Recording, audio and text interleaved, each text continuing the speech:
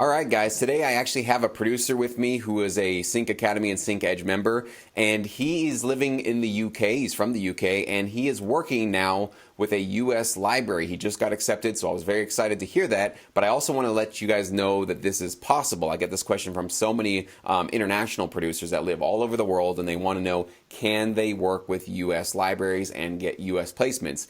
Yes, this is a student right in front of you that is living proof that you absolutely can, that U.S. libraries are more than willing to work with you even if you're not in the U.S. But of course, your music has to be high quality, useful, licensable, and serve their specific needs. So I want to introduce you guys to Ant. Ant lives in the UK, and he just emailed me just the other day letting me know that he just got accepted. So Ant, congratulations. Why don't you go ahead and let Thank us you. know about your story getting into sync licensing, from when you first heard about it, getting a little bit educated on it, all the way up to now getting your first licensing contract completed.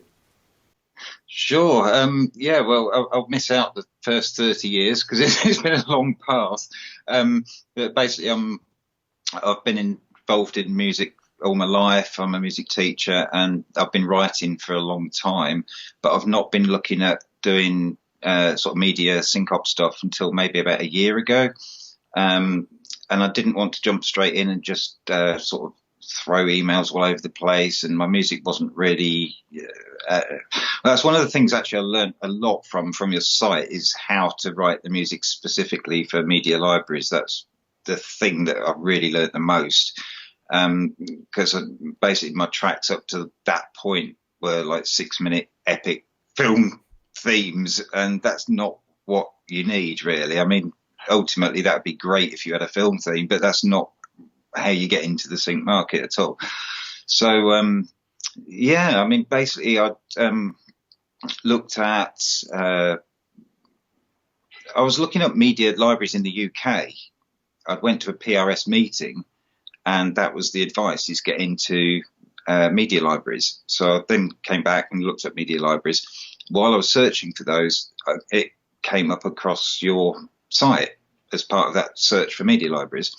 And I think I was slightly cynical to start with because, you know, there's several of those kind of things. But I looked into it. I joined up the free course, which was amazing. I learned so much just from the free part of that, and decided that would be exactly what I needed. And so I joined that and the Edge part as well, and got all of that information from there. And so it's really taught me how to sort of tailor all the tracks specifically to sell them.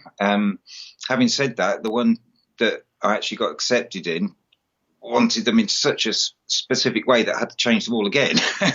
But yeah, it's really the way you present yourself and the music, and also something that you say quite a lot is don't just send out spam mails basically to all the markets, because each library has specific requirements, and even ones that have they sort of cover all the genres of music. They want it presented in a certain way, so you have to look into that a little bit and not just throw them out there because it doesn't work. So hopefully that answers that a little bit. Yeah, I've basically come from a big background of music, but I've not been writing for media libraries until about last year, and then I didn't want to throw into it until I'd done some research and studied a bit, which is why I joined the course, and I've learned so much from that. It's been great. So. That's awesome, man. And I agree with you. It's good to be skeptical of anybody online claiming to have some expertise, and especially in the sync licensing industry, because I think it's one of the few sides of the business that I've seen a lot of people talk about that are not in it. And so that was one of the reasons why I wanted to put my course out there and all the info that I do put out there, because what I was seeing was a lot of people not actually in the industry. They had taken a course, they had read a book, they had, but they hadn't actually lived in this industry. They actually they hadn't been in the trenches fighting the fight and making their own mistakes and learning really what it takes to succeed. So definitely, I love it when people are skeptical. I love it when people ask me, like, Jesse, is this the real deal? What is this all about? That's great. And you should have that skepticism no matter where you're getting information, especially from me.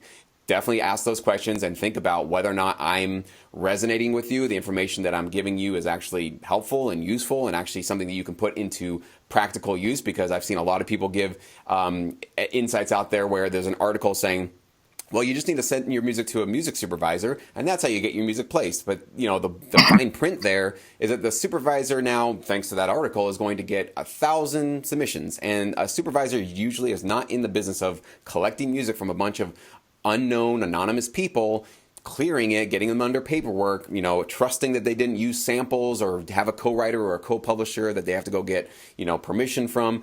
This is just not a path for full-time income. It's a path for shooting for the stars, hoping that something sticks. And exactly what you said before, Ant, about, it's also not a good idea to just spam your music out to 50 different labels or libraries at the same time. Imagine if you were putting together a party and you wanted to invite all your friends and family to your party. How would they feel if it was just a mass spam campaign to thousands of people as opposed to a little tiny personalized note to each and every person that you want to come to your party? People feel a little bit more valued, right? When you give them just a little bit more of that individualized and personalized attention. And so remember, we tend to think of music companies as these sort of faceless corporations with no soul. So they're just looking for music to make money on, and that's it. No, these are human beings. These are people who have families. They have bills to pay. They're just like you and I. They love music. They love this industry. And so when you give them a little bit more of that just personalized touch, just like Ant did, that's how you start to stand out from the crowd, and you're not doing what most producers are doing. So I'm glad that you learned all that, Ant, in my in Sync Academy with the tutorials. So also, if you guys didn't catch that, Ant is signed up with PRS, which is the UK local PRO.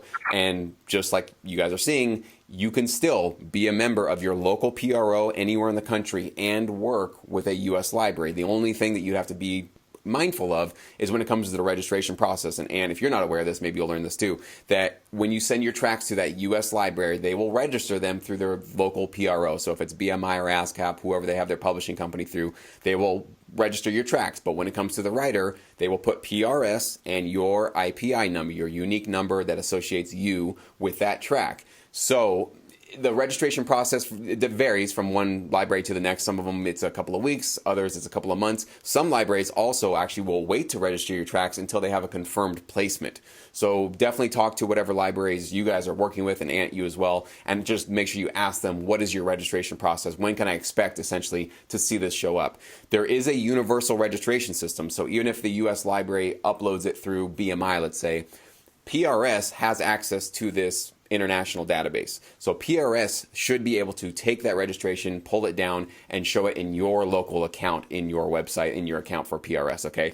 The exception to that happens, I'd say 5 to 10% of the time, where that does not happen. And in rare situations, you will have to actually register the track yourself through your local PRO, which would be PRS for you. And what you need to do is, let's say, your library says, hey, it should be up registered within a month. Let's say a month, 2 months go by and you still don't see it, and they say, well, it's registered on our side, we can see it. That's when you're going to basically need to get their publishing information, get their publishing company name and their publishing IPI number, and then you need to register the track on your end through PRS. Again, this is about 5 to 10% of the time. It's not the majority of the time. Most of the time in this universal registration system, everything just works seamlessly. But just be aware of that. If you're not seeing those tracks show up, it might be one extra step you might have to do as a producer not living in the U.S., working for a U.S. company. So I want to make sure you're aware of that, and anybody else watching this who's international as well. So that's very encouraging, though, and I definitely think that you have one of the hardest parts sort of out of the way, just getting that first acceptance deal and getting yourself under contract. That is certainly very difficult, and it's a big journey to do that. But in many ways, your journey has just begun, and your hard work is just now going to start, because now the journey is making sure that you build your brand with them, right? Your foot's in the door, and now it's your time to really prove yourself to them, so that they are confirmed, they are reassured as to why they gave you a shot, right? You're going to really sort of make sure that they understand that they took a good gamble with you, that you are actually going to be a very valuable inner circle member that will always be there for them, for their opportunities to consistently serve their needs. So this is where obviously the journey really begins with you, and I think that's really exciting. I love, I'm always thinking about the first time that I got my first, library contract. It's actually more the second one that I remember that sense of like, whoa, I got my toe into this new kind of circle. I better make sure that I kind of impress them. So I remember that feeling. It's a lot of excitement, but there's also that kind of pressure that sets in. So I wish nothing but the best for you, Anne. It's really great. What sort of tips or advice would you give to anybody who would be maybe in your shoes about 6 months ago when you didn't have that first contract yet? You were just trying to get your tracks together. What are some of the lessons you learned in that process that you think would be helpful for somebody just getting started? Oh, um, that it's definitely possible, and by getting, you're going to get rejections, and don't get disheartened by it. I when I first, the company I really wanted to go into, the UK one, Absolute Media. I can say the name. They said no, so I can say the name. Basically, I had a friend who works in a different department, not the media part, but a different part of that same company. And they thought I'd be a nice fit, and I looked them up, and I know they're a big company. I've heard of them before, and they seemed quite keen. And then you get that rejection. You're like, oh. So don't give up. I mean, I think something else I wanted to say was I think the UK market, from my experience, which I may be wrong, but my opinion and my experience of it is the UK market is different to the American market. I think the UK is stuck in its ways a bit, as in they want very specific sort of styles that have worked before, and they're not as open-minded as the States. I think in the US generally, that if something sounds good, they're going to use it. If you've done it right and it fits the criteria, it doesn't matter if it's not been done before. They're more open-minded about it. And also, just coming back to something you said about the PRS thing, is that this particular company I'm working for actually does America and Europe. So they sort of do release it in both sides, on both PRS and BMI, the American one. So they sort of cover both of that, which makes it a bit easier as well. But yeah, advice is basically just, there's a phrase from Galaxy Quest I always say, it's come up quite a lot lately: never give up, never surrender. And I like that. And I think that's what you got to do. Just, but also if you're getting rejections, and then you got to think why, and reflect back on what you've done. I mean, even after I got the contract with that company, when it came to the point of uploading and they wanted different edits that I'd not done before ever, I was trying to upload them and edit them, and I was going, I don't know if this is good enough. You know, there's all that question in your mind all the time, and I think you just got to go through it. And I thought, well, if I don't do it, I'm never going to do it. It can never be perfect. You could work on it. There's a point where you could work on a track like for a year, the same track, and still not be happy with it. So there's a point where you've just got to say, look, I've spent this much time on it. That's pretty much, if I leave it any longer, it's going to be out of date and I want to do something else.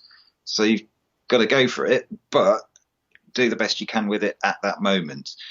And they actually wrote back and said, if I remember the phrase, like, your tracks are top shelf pro quality. That was a quote from what they emailed me about those tracks that I was questioning whether they were good enough. So, you know, that's like big smile time.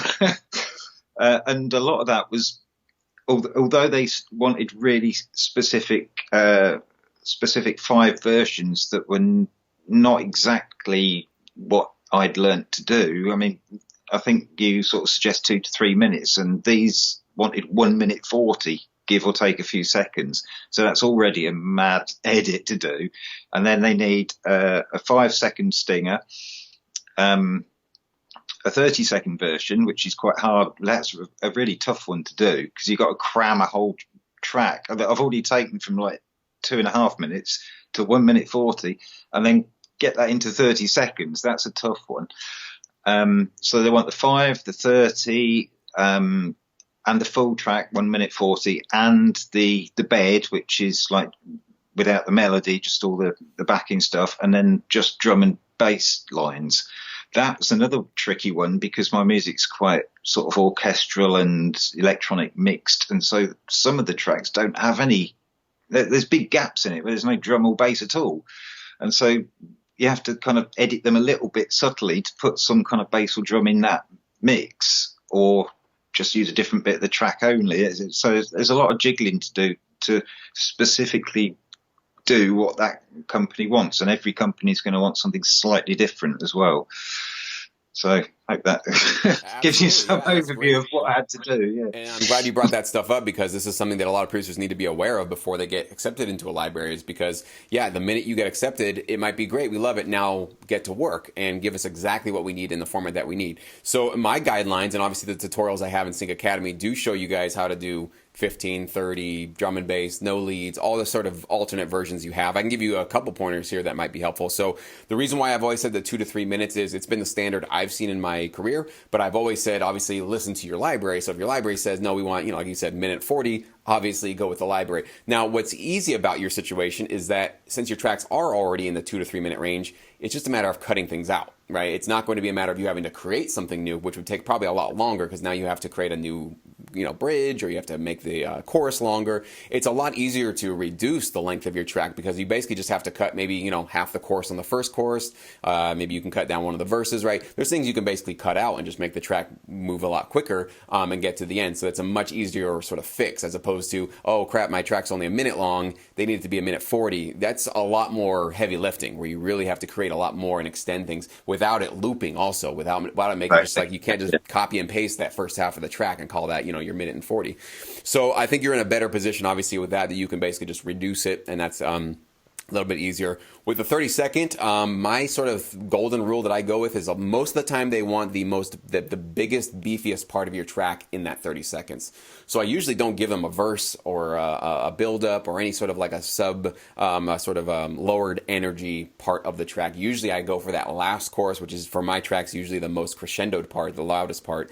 And sometimes I'll start with a drum fill. I could start with a little bit of a fade in, a little bit of a maybe a little tiny riser, but not like 30 or not a 10-second riser up, but maybe like a 3 to 5 second swoosh up, drum fill, boom, right into the chorus, and then I make sure I have that hit definite ending at like 28 seconds, 29 seconds, something like that, and a quick little fade out. So that's one thing that I do that gets my 30-second alt mixes done very, very quickly, and the same with 15 or if it's 5-second stings, all that kind of stuff. So a lot of times you want to give them sort of if there's a theme to your song, let's say you have a melody that's kind of like the iconic part of it, you really want to deliver that in those sort of really chopped down versions. And of course, the beds, the drum and bass sections or the parts where there's no leads, no melodies.